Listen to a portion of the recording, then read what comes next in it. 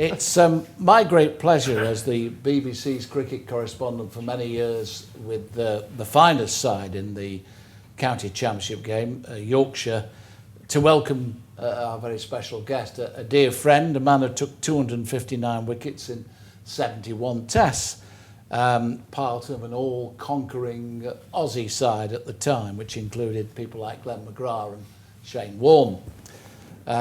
Not only could this lad bowl, he could also bat a bit as well, and 201 not out against Bangladesh.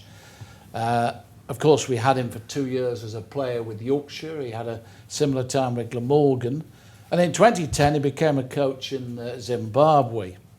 And November 2011, it hadn't been the best of season for the White Rose, relegated that year, and Jason took on the job of first team coach. Taking them from Division 2 to back-to-back titles in Division 1, and also in the 1 year they didn't win it, they were next best, just behind Durham. Considered as a candidate to coach England. He's just had a secondment while we were suffering the floods. He was out in Australia in 40 degrees. I don't feel too sorry for him. Coaching Adelaide Strikers in the Big Bash and taking them to the semi-finals. I'm sure you'd agree it's already a very, very good and distinguished CV for one Jason Gillespie. Thank you, guys.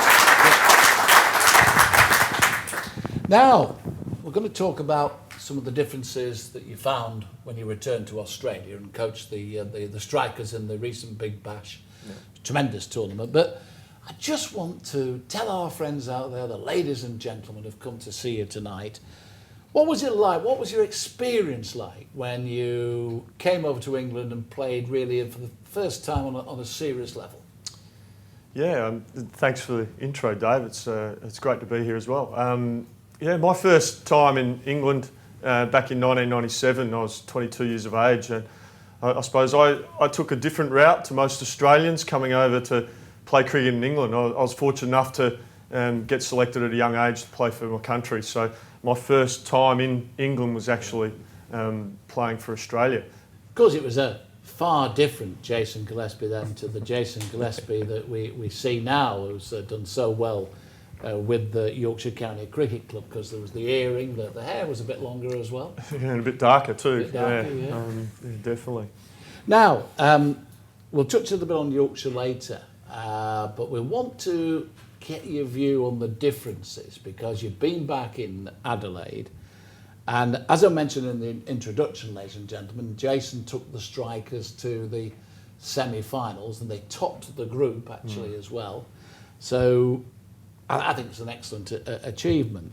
But we, of course, are putting a great deal of emphasis on our shortened form of the game to bring people in to watch cricket. 2020, I'm sure many of you have heard of it. Takes about 2 hours 45, a shortened form, crash, bang, wallop, and so on. But the Australians seem to have really got it right, and over the Christmas period there were 80,000 watching the Melbourne Derby, 80,000 people in the stadium, unheard of in England. So what difference did you know? I suppose one of the main things is that you've got the weather.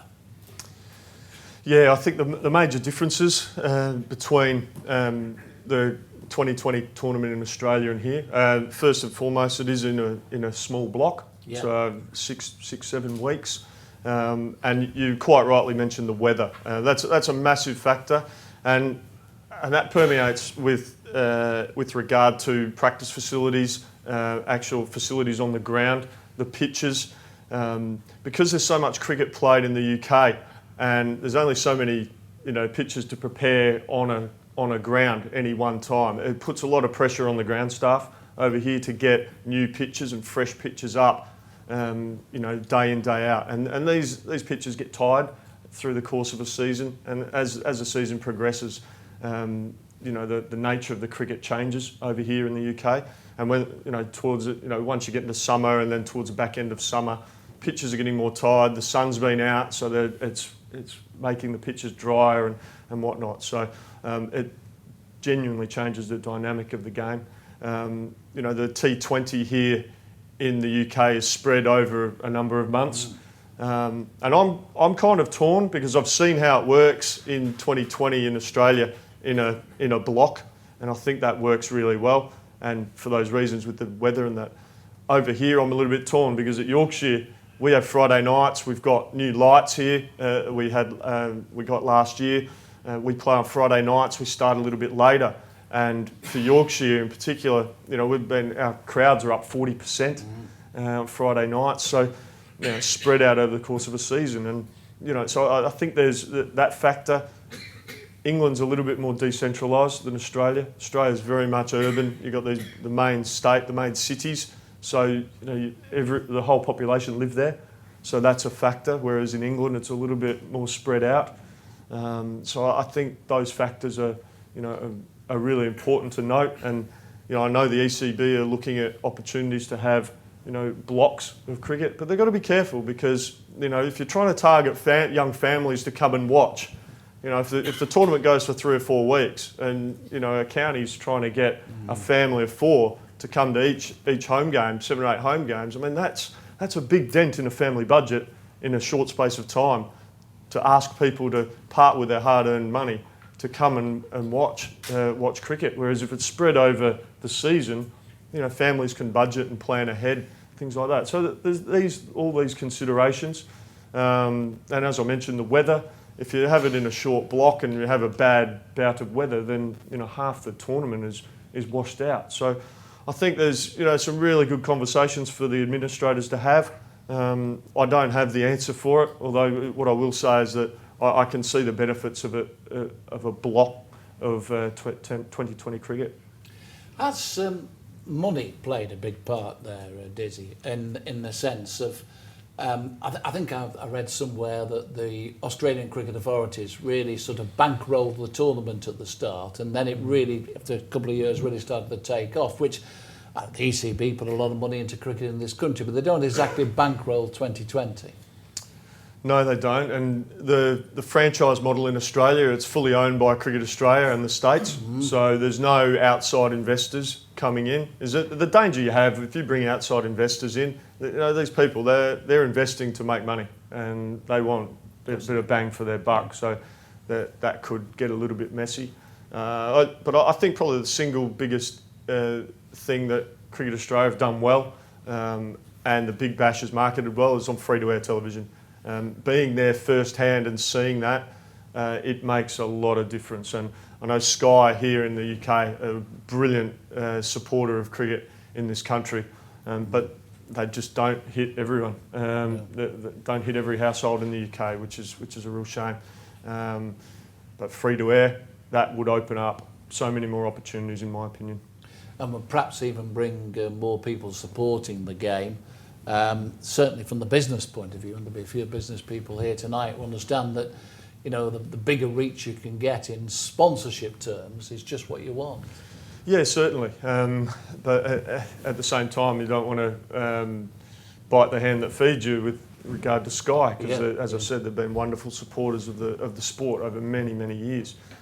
So that, again, this is where administrators have got such an important role to play, not just in cricket but in all sports. And they need to make sure that they're taking all the information in and making the best decisions in what's best for the sport, not just in the short term, but, you know, longer term.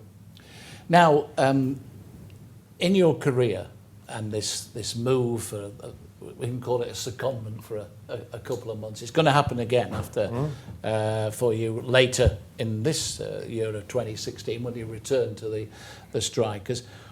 What do you think you've learned as a coach from it? What I did notice in Australia, the players weren't afraid of failing. That was really evident. You don't. No one wants to fail. No one wants to perform badly. But there was a real sense of, okay, well, we've prepared well. We've done everything we can. We're just going to go out there and play. You know, I know Brad Hodge was the captain of our franchise, and his big word was freedom. He talked about freedom. Go out there and play with that sense of freedom and knowing that you've done all the work and prepared well. But I suppose a big thing that I've learnt has probably reinforced, thoughts that I've had about coaching and leading is that, you have a coaching toolbox, you have a leadership toolbox, and, you can have all the expertise you want in there, but, I'm firm on this, and it's probably reinforced what I've thought, is that, if a player genuinely knows that you believe in them, that's your best asset that you have, and we work with that. If people know that they're backed and they're supported fully, and I think that extends beyond, cricket certainly. I think it extends beyond sport. If you know that whoever your boss is backing you to the hilt to do the job and gives you all the support that you can, you do feel that sense of, I suppose, freedom that Brad Hodge talks about, to be able to just go out there and get your job done. And so that's certainly something that I've brought back from my time in Australia. Just before we move on, just to ask if you could just raise your hand. Would you say in our audience tonight there are a number of you who are genuine fans of Yorkshire? Would you raise your hand? Yeah, well, a fair few. It's good to see, isn't it? Yeah, it's good to see. Yeah. So I suppose we've got to ask on behalf of the audience. Success with the Adelaide Strikers, semi-final. I know knowing you well, a perfectionist, you'd have wanted to win it, but it's still a good achievement, that last four. It's not really been Yorkshire's cup of tea, if you excuse the pun, in recent seasons. From what you've learned out there, can you bring that to Yorkshire? Yeah, I certainly think there's been some good lessons learned. Yeah. And you're absolutely spot on. We haven't performed well as a county in the shortest form of the game for a number of years now. I mean, my first season I arrived here. We were fortunate enough to make finals day, but we haven't been able to emulate that since for a number of reasons. But I think that's it's responsibility of us support staff off the field. I'm a selector of the side. What I have learnt is continuity is very good. I think we've had times in the last couple of years where we've tried to find that balance between playing players and resting them with the schedule, and potentially we haven't quite got that right every time. I think the intention's there. Certainly with the bowlers, I mean, knowing that bowlers have just bowled 50 overs in a championship game, they've got a day off, and then you want them to play a 2020 game, and they've got a travel day, and they've got to start another 4-day and potentially bowl another 40, 50 overs. You sort of look at the schedule, you go, right, where can we give them a rest? Where can we give them a break? And there's no easy answers. And that's why we really sell it to the players that we want a squad mentality, as opposed to we're going to use these 3 or 4 bowlers exclusively in all forms of the game, because the bare reality is that you just can't do that. It just won't happen, because one, you won't get the quality. You'll get the quantity, but the quality won't be there, and it'll compromise the players, the individuals. It compromises the team, and so we really sell that to our playing squad, that give ourselves a chance to win as many trophies as possible. We need to have a squad mentality, and I think last year, we won the county championship and we used 21 players in the first 11, so it was genuinely a squad effort as opposed to the same 11 players, rocking up exactly. Day in, day out. Yeah, good point. Now, rocking up in Australia with yourself was your little leg spinner Adil Rashid, who the supporters here will know. Also, you took Rich Pyra out there, who's just starting his coaching career. We'll talk a little bit to mention him again in a few minutes' time, because he's going to be heavily involved in the new structure of women's cricket in Yorkshire, which is very, very exciting, I think. Adil Rashid first. He did it extremely well, didn't he? Yeah, he certainly did. And when I signed on with the Adelaide Strikers, he was forefront of my mind. Yeah. So overseas player, a bowler, a wrist spinner, spin the ball both ways. Batters don't tend to pick Adil particularly well.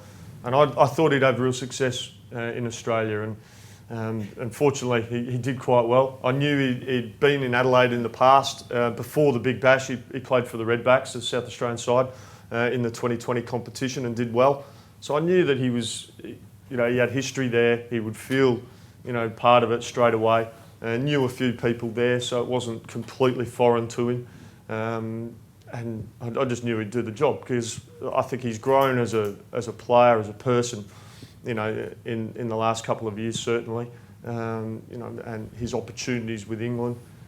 I've seen a more mature player, and he was fantastic out with the Strikers. The crowd, he became a bit of a crowd favourite in Adelaide when there's 50,000 people all chanting his name. I think that gives you a bit of a lift, doesn't it? And you know, I think all the lads really enjoy his company, and they, you know, they're always going to enjoy his company if he's performing well as well. So no, it was fantastic. It was great for him. I was so pleased for him because he works hard at his game. He puts a lot of time and effort into improving his game. So really pleasing to see. While you were out there in 40-degree heat on occasions, it was particularly... It was beautiful. It was, yeah, I was going to say, did you feel anything for us back in the British Isles? We had floods, local bridges collapsing and everything. Yeah, I was gutted actually. You know, I left and the floods were just starting to come in, and so I was keeping up to date every day, you know, on the internet, just to see how things were going, and keeping mates sending me photos of everything. Kirkstall Road was underwater. It was. Yeah, it was horrible. It was really bad. But yeah, I was looking at those pictures while I was sitting by the pool, so probably not the greatest thing. But. Ah, good. Glad you told us that. Thanks very much indeed, Jason. But turning now to the subject of the domestic season here, and it is fascinating now that women's cricket coming to the fore, and I think it's a great thing. We've been fortunate enough, ladies and gentlemen, to have commentated on some of the women's games that Yorkshire have played, and there've been some outstanding women cricketers. It really is good to see, and it's moving up a notch now, isn't it, with Yorkshire and other sort of prominent counties getting a Super League factor. And Rich Para, one of your former players who's on your coaching staff, is going to play a big part.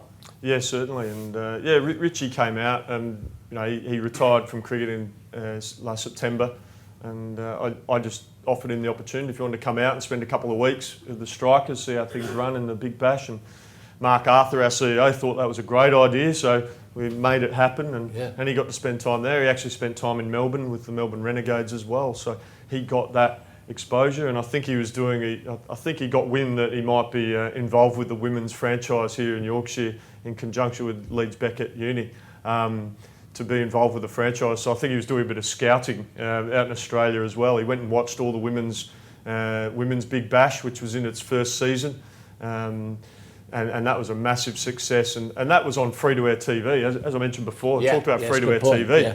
I mean, they were getting, the women's cricket was getting viewership of over 1 million people, which for women's cricket is absolutely incredible. Yeah. And this was the first season of the women's Big Bash. So, you know, I'm sure the ECB was watching that very closely, and with the new franchise system that's come in, and fortunately here at Yorkshire we've got one of those franchises.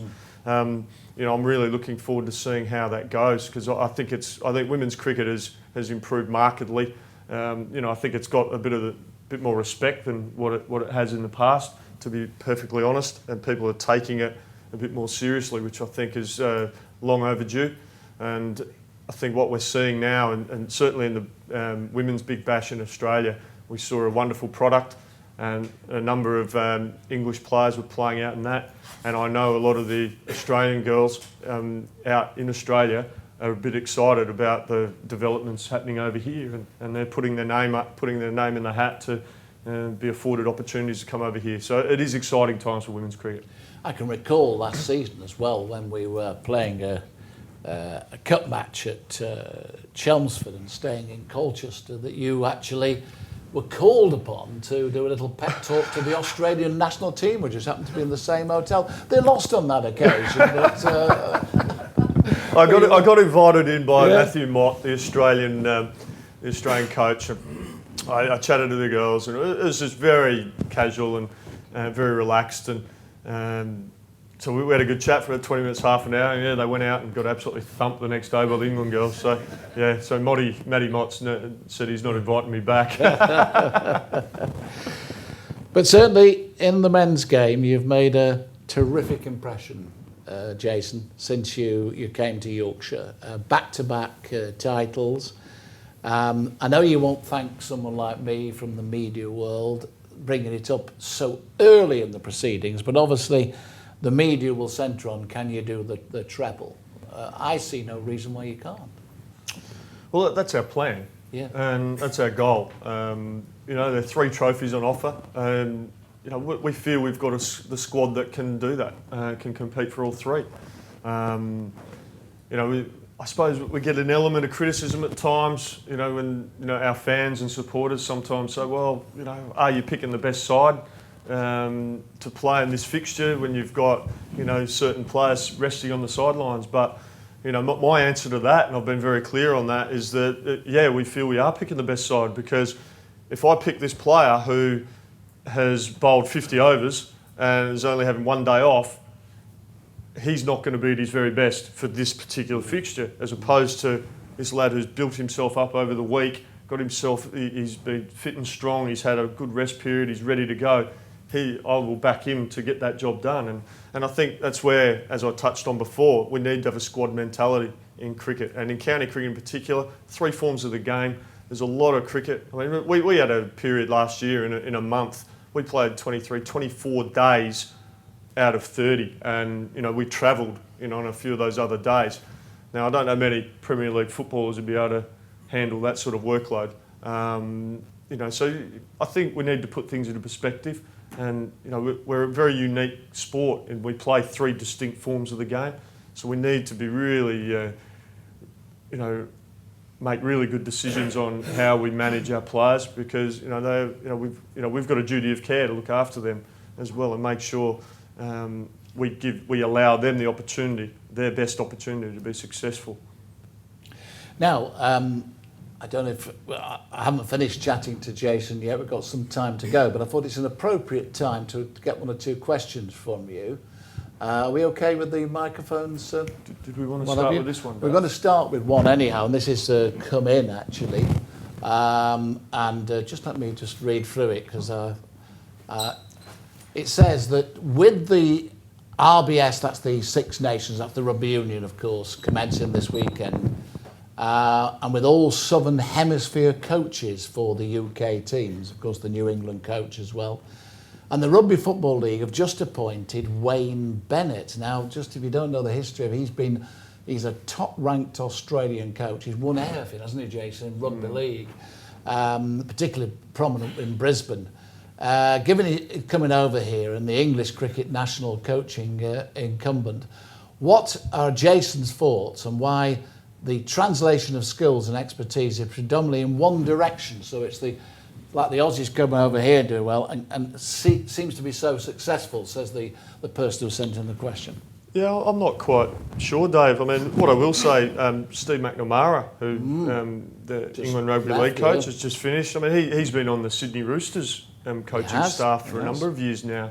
So it does work both ways. I just wonder whether potentially it's just a bit of a cycle, cycles that go through, because, I think in the past there's been, a lot of players and coaches go the other way, and it just maybe appears at the moment that it's all this way. I'm not quite sure that's the case. It might be in certain sports, but pretty sure in a lot of other sports, I think it would even itself out. I think there's a lot of wonderful coaches here in the UK. I mean, look, I've had my coaching education in the UK, not in Australia. That's right, yeah. I've been through the ECB Level 4 coaching course, so I think it's wonderful. I'm forever indebted to English cricket for my opportunities here in Yorkshire in particular to take a punt on me, give me an opportunity to be over here. But I've certainly come through this system from a coaching perspective, and I think the system's fine, and so I don't see there's any reason why it can't work both ways. Don't be shy. Who's got a question for Jason? If you want to raise your hand. Right, so the microphone's coming to you. What's the future for Test cricket? What's the future for Test cricket? We've discussed so far 2020, how popular it was in Adelaide, and the Melbourne match attracted 80,000 on, was it Boxing Day? That one? Yeah. yet, just to add to your point, some of the crowds in South Africa, apart from Cape Town, the recent series, have looked on the small side, sir. So, very good point. What's the future for Test cricket? Yeah, and further to that, and I see your point. I mean, I watched a Test match maybe a couple of years ago in Barbados between West Indies and New Zealand, and I reckon there was 200 people there, and that made me really sad because I'm a traditionalist.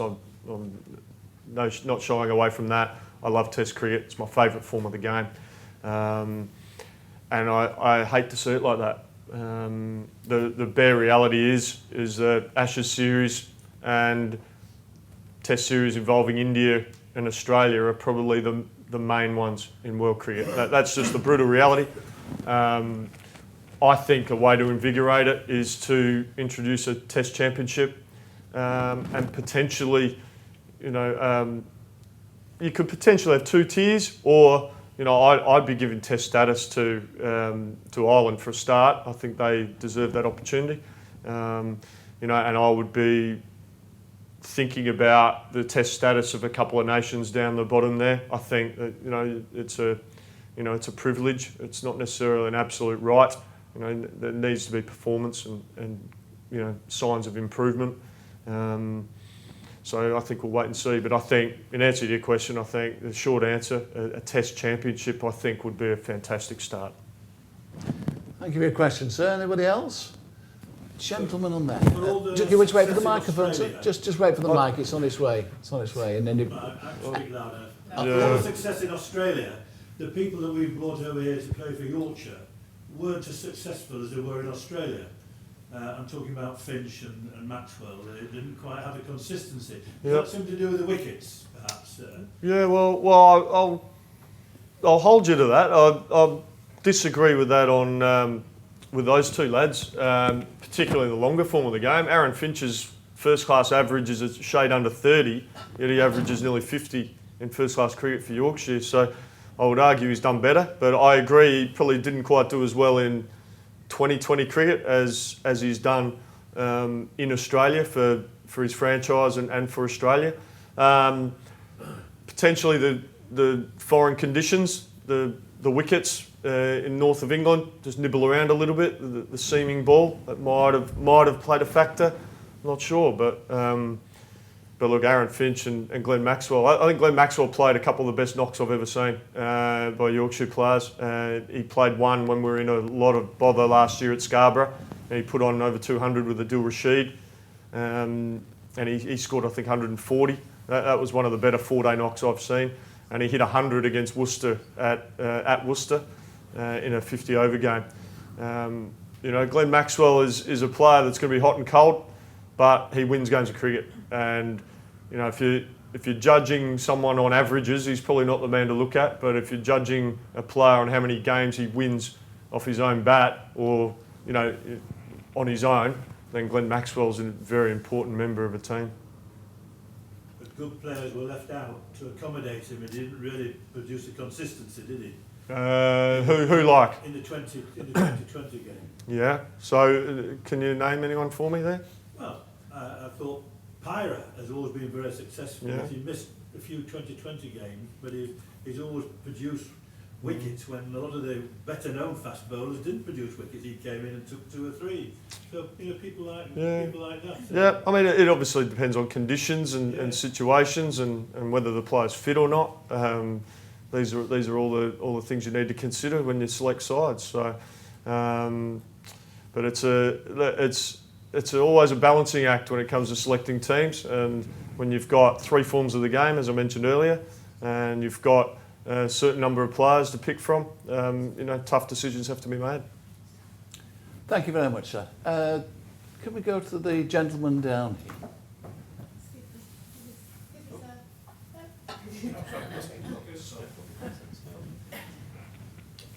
Just looking at the Indian Australia one-day series, all the scores over 330, 350, England making 399. It's getting a bit boring on one level. It's getting very one-dimensional, and I wonder where the bowlers are going to come from. Hasn't the one-day game just gone too far in favour of the batsman? And as a bowler yourself, what can be done, or should anything be done to actually redress that balance a bit? Yeah, it's a good point, and I'll be honest, I was out there and saw a bit of that one-day series, and I was bored a bit myself. Cricket's a funny game. We're one of the very few sports that, with improved technology, everything we make our area smaller. Improved bat size, strength of players, everything improves that way, and what we do is make our ground smaller. You think of golf, they improve the technology, they improve the head size of the golf clubs. I think so. What they do, they make the golf course a bit narrower, a bit more challenging, a bit longer. But we tend to go the other way, cricket, which probably gives you an insight into what administrators feel that the public wants. They want big hits and they want more runs and that. Whereas I think some of the greatest cricket matches I've seen have been good battles, good contests between bat and ball. And having said that, I mean, we challenge at Yorkshire, we challenge our bowlers. We say, this is what we've dealt with. This is your opportunity to find a way and to be successful. And your margin for error may be a little bit smaller, but you've just got to practice. You've just got to get your skill right. And maybe, because for me, when it comes to bowling, death bowling, for instance, a good Yorker's a good Yorker. I don't care what batter it is. If it's a good delivery, it's going to be hard to hit. So rather than sort of moan about the fact that it's a batsman's game or whatever, let's focus on getting your skill right and and be the man, so to speak. So, I think it's a great challenge for bowlers to be better, and it challenges them to, find solutions to, and be creative. Try to stem that flow of runs, and more importantly, take wickets. Okay, any more? Oh, from our host. No. Yes, it's a bit of an interesting question, I think, because from all your experience of playing internationally, which teams are the most chattiest? Which are the ones that try and get in there when they're playing the game without the umpire hearing? Got to be the Australians. Well, Australians. I was going to say, besides us, we were always the chattiest. But South Africans, without a shadow of a doubt, they always slipped under the radar, and but no malice. No, it was just that they refer to sledging as. In England, it's called banter. In Australia, it's called sledging, and in South Africa, it's called chirping. They feel that just chirping away at the opposition. But I think more so it was the crowds, Helen, as opposed to the actual opposition players. Because you just cop that. That's no big deal. You're just out in the middle. That happens. It's grown men. You just crack on. But crowds, when you're down at fine leg, and all our batsmen, they used to laugh. Whenever the two places that were worst for Australian cricketers was South Africa, and by far and away the worst place was New Zealand. Probably small brother syndrome, I don't know. They just absolutely hammered us over there. The crowds were horrendous. They used to hammer us, absolutely hammer us. In England, we used to cop it a bit, but it was more good-natured. It was more the banter. It was good fun, but certainly off the field, it was definitely the Kiwis. They absolutely nailed us. Yeah. Thank you, Helen. Anyone else? Stunned you into silence already, haven't we? Bored them already. With the cricket. It only took 45. It's down to me again. And, I mean, obviously referring back to our conversation of 2020 and the changes, the differences between what you experienced from the 2 months in Australia and then a 2020 series here. There was talk about franchises in England. I don't see how it could work, because if you had a Leeds franchise, you're offending Sheffield and Bradford, if you know what I mean. And if you then said put it in the northeast, you bring Durham in. Well, who's going to make the 11 up of Durham and Yorkshire? Everyone will have their views, and surely you couldn't have Yorkshire and Lancashire together. Yeah, you certainly couldn't. You're right. Look, I don't have an easy answer for that. I think franchises would work in one form or another. I just wonder whether a way to do it would be two divisions, maybe as a start. Yeah. Division 1, Division 2, much like the county championship. and that naturally the emphasis would probably be on that first division, wouldn't it? With all due respect, which tends to happen in county cricket now. Yeah. Division 1, it tends to get a little bit more coverage, and I think that's what would happen if it went to 2 divisions. So yeah, it's a great conversation to have, and you're quite right. I think Yorkshire it'd be hard work to get a franchise with a city-based franchise in this great county because it's so vast. Yeah. Whereas in some of the smaller counties, it wouldn't be an issue really. We've heard Gloucestershire are looking to have rebrand themselves Bristol this year. Yeah. So Birmingham Bears have already done it. Warwickshire, which Birmingham is basically Warwickshire. So I kind of get that, but Yorkshire certainly would be difficult. Yes, it certainly would be an interesting situation. But having said that, with the IPL coming up, with Australia's Big Bash being so successful, there is pressure probably on the governing body in this country to do something to make it that little bit more accessible to people. As you say, perhaps not have 3 fixtures in a week at Headingley, which is hard on the pocket and stuff like that. Yeah, I mean, I'll be honest, I don't really have an answer. I mean, I'll be honest, I would like to see franchises in one form or another. I can't think what that would look like, if that makes sense. I think something could work. Potentially a 12-team comp, 10-12-team comp might be a great way to go. But how do you do that? Because that way you get the best players all playing in one, as opposed to spread out over 18 counties. You get it condensed into 12, 10 to 12 counties, or 10 to 12 teams. How that would look like is anyone's guess. But I think that will happen at some point in the future. It's just up to the administrators to come up with the right plan and play at the big locations, I think. With all due respect to the small counties, I know that's how they get their revenue, a lot of that, but if it became a 12-team competition and playing at all the big grounds, then these counties would still get the revenue from the competition if it was run by the ECB. Just a little project for us again. If you've been to a 2020 game in this country, especially at Yorkshire, would you raise your hand? Have you? There's quite a few again. And what about the county championship, the 4-day game? Not as many. And finally, an international test match at Headingley. Good, you must have some money, to say the least. Sorry, sir? Depends over how long. Like I used to go, say, 20 years ago, but I haven't been a lot recently. Right, yeah. So, that'd be another factor to answer. Yeah. Why is that? Is it television coverage? Just personally, money situations and stuff like that. Yeah. And that's what I was touching on before. Like, it's, if you want to get people... 85 quid for England, Australia games is ridiculous. Yeah. It's a lot of money, isn't it? Yeah. Absolutely. Yeah. Another, come on, sir, from our host. Just on the last point, really. A couple of years ago, I went to California, where these guys are from, and we went to one of the LA Angels games. Yeah. And the base was similar, lots of matches, and we couldn't believe how cheap it was getting as a family. Yeah. We paid, I think it was about $30-40 as a family to get in. Right. And we ended up spending $200 because of all the caps and the shit and that. Yeah. So I guess one of the things we're talking about the approach to the game is, do you think we've got enough emphasis on the broader marketing, which the Americans are really, really good at? Get the people in, make it the occasion, and you'll get the additional spend rather than concentrating on what, and again, the kind of thing looking at the television exposure. You get the money from the likes of Sky, which is great for sport, but you look at the audiences for, say, rugby league, when they're on the Challenge Cup games, and the 4 or 5 times what you're getting for Chelsea Arsenal on the Sky.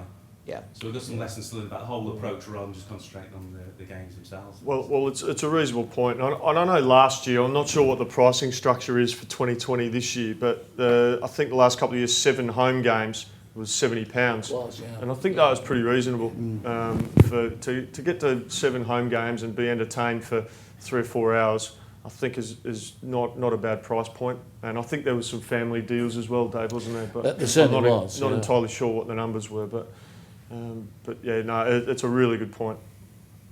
Yeah, it certainly is. Jason, Yes. it didn't come up in the questions, so it's. I feel duty bound to bring it up tonight.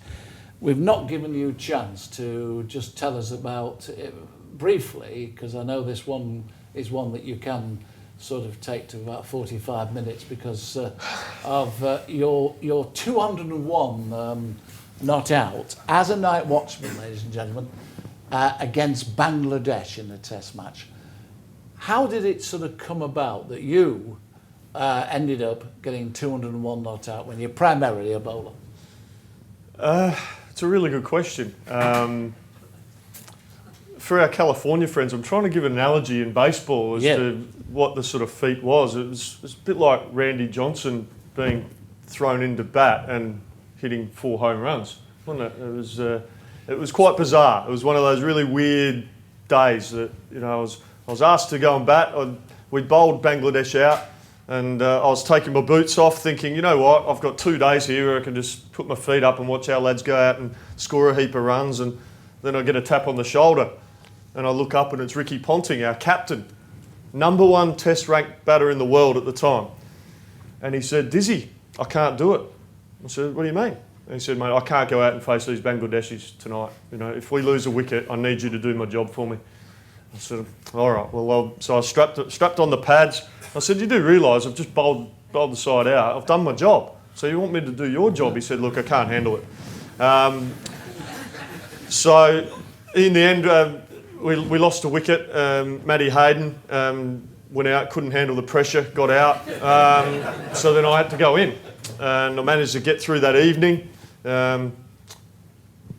Kept going, got through the next evening. And it just went on from there, really. I just had a very simple game plan, Dave. If it was on the stumps, I blocked it, and if it was off the stumps, I'd throw my hands at it and see if I could score some runs, and I was fortunate enough to be able to do that for 201 runs. There was a little bit along the way, especially for our friends in California. This chap, Ricky Ponting, was probably at the time the world's #1 batsman. He eventually arrived at the crease, but he wasn't there that long because this fella ran him out. Well, considering it was my last test and I got dropped after that game, it probably wasn't a good career move, was it? No, I was batting. I was facing a left-arm spinner, one of the best bowlers I ever faced. He was brilliant, but I managed to score runs off him. I went forward to defend the ball. It came off the outside edge of my bat and just squeezed to backward point. And I was too busy admiring my defensive shot. And I look up, and Ricky is halfway down the wicket. He's called yes, and I've seen the fielder pick the ball up. He was a left-handed fielder, by the way. And I've just looked up, and I'm still in my crease. I've just given it the no. Ricky's turned around like the QE2 and started to go back. And by this time, this young whippersnapper has thrown the stumps down, and Ricky's out by a good 8 foot. It was that moment in time where I decided I didn't want to go back into that dressing room because all I heard was Dizzy and a number of expletives all the way off the ground, and I heard some bats being thrown, stuff being kicked, lockers smashed. I knew there and then I needed to stay out in the middle, and I sort of refocused and just got stuck in to make sure I didn't get out. But yeah, that wasn't a great career move. Yeah, I got dropped, so I never played again. But you surpassed many other scores of very notable batsmen. And how did your Australian colleagues react? Well, it was, I was a bit uncharted territory, ladies and gentlemen. And my highest score in all cricket was 90 in the backyard, facing my dad and my younger brother. So I was in uncharted territory, and I managed to get to 100. I raised my bat. Everyone thought I was raising my bat for 100, but I was actually raising my bat because I went past Warnie's highest score of 99. But my favourite one was I sent a text message to one of my great mates, who's current Australian coach, Darren Lehman. His highest test score was 178. I knew this. And after it all died down, I was back at the hotel. I just thought I'd just drop my mate Buff a text. Yeah. I said, Buff, Dizzy here, mate. Just wanted to know, I really struggled in the 180s when I was batting in a test match. How did you handle it? And then I just wrote, oh, that's right, you never got there. And I got a message back, and phone went bing, and I can't repeat what was said, but all I could say, one word rhymed with truck. So it was, the other one was off. So yeah, it was it was good fun. But I enjoyed sending that text, I must say. It was a great achievement. Well done, 201 not out, and well done, an outstanding career. Now, just before we finish perhaps again on a lighter note, because one of the great things about cricket is that, you know, the nicknames that they tend to pick up. You like your nicknames. You may have heard me, especially for our friends from America, refer to him as Dizzy. That's his nickname, and it comes from the jazz trumpeter, doesn't it? In fact, it's and there are many others. Have you picked up any more since you've been out in Adelaide? Yeah, as you quite rightly said, I do enjoy a good nickname, and I love the origin of nicknames. And one stood out particularly. I mean, there was some in Australia. Brad Hodge, our captain, lads would call him Hodgie. It was pretty original. But my favourite one was this young batter, Alex Ross. Young, you know, fit, strong young lad with a big wispy beard. He's trying to do the old biker thing. But the lads were calling him Prawn. And this went on for a couple of weeks, and I couldn't work out what was going on. And so I asked one of the lads, why is Rossi known as Prawn? And they just said, oh, great body, shithead. And I just got, really? I just couldn't. I just absolutely lost it. So it's my new favourite nickname now. Yeah, Prawn. I like that one. I like that one. Yeah. What about the Yorkshire lads? Yeah, we got some really good nicknames in the Yorkshire dressing room. You know, the boys thought long and hard with our skipper Andrew Gale before they christened him Gailey. Adam Lythy. Tim Bresnan, Brez. Although Brez did get Darren Lehman christened him Tika once because he turned up. This is back when Darren and I were playing for Yorkshire, and Brez was a young fellow, and he turned up one day. He had this. His hair's dark, as you know, but he had this bleached bit here, and Buff just thought that someone had just poured some chicken tikka on his head, so he christened him Tika, and so he gets that every now and again, but mainly Brez. But I'd probably have to say my favourite nickname in the Yorkshire dressing room is Steve Patterson. Now he gets called Patto every now and again, but when I first came to play it, and you know, the lads were calling him Dead, and I couldn't work out why. So they called him, hey, Dead, and you know, Dead Man. And so I thought, you know, and I'd only just started at the club. It's only a few days old. So why is he called Dead? And one of the lads just said, oh, you'll work it out, but he, you know, we think he's got a pretty ordinary personality, so we reckon he's got the personality of a corpse. And getting to know Steve in the next few weeks, I worked out exactly why. Absolutely. He's a lovely lad, Paddo. We give him grief, but no, he's brilliant. He's brilliant. And an integral part of your team, and we will hope, I'm sure, with the season now rapidly coming our way, that Yorkshire can win the championship again. And of course we wish you well, Jason, and we thank you for your remarkable efforts already, and so pleased that you've returned from Australia and still love the lovely area of Leeds, which I know that you and Anna and the kids find it very, very settled and enjoyable. Yeah, we certainly do. It's a great city, a great part of the world to live. We live in North Leeds. It's nice. Kids are settled at school, and we're not far from Roundhay Park, so go for my walks and take the kids there for bike riding. It's a lovely part of the world. You know, it's you know, one thing we notice as Australians that, you know, everyone you come over to the UK, everyone talks about the weather. Which is quite natural, but you know, I think, you know, it's got a lot more going for it than just the weather and stuff. It's a great place to live. We've certainly enjoyed it and hope to live here for a long time yet. We've been talking cricket in Carnegie Conversations. Thanks once again to Leeds Beckett University for being our host. It's a great idea that they've had for some years. They have some wonderful, wonderful guests from the sporting world. So please take the opportunity to, I'm sure, come and see some of those guests as the series unfolds in 2016. Jason Gillespie, thank you very much indeed. On your behalf, would you give Jason a fine round of applause and wish him well for the coming season?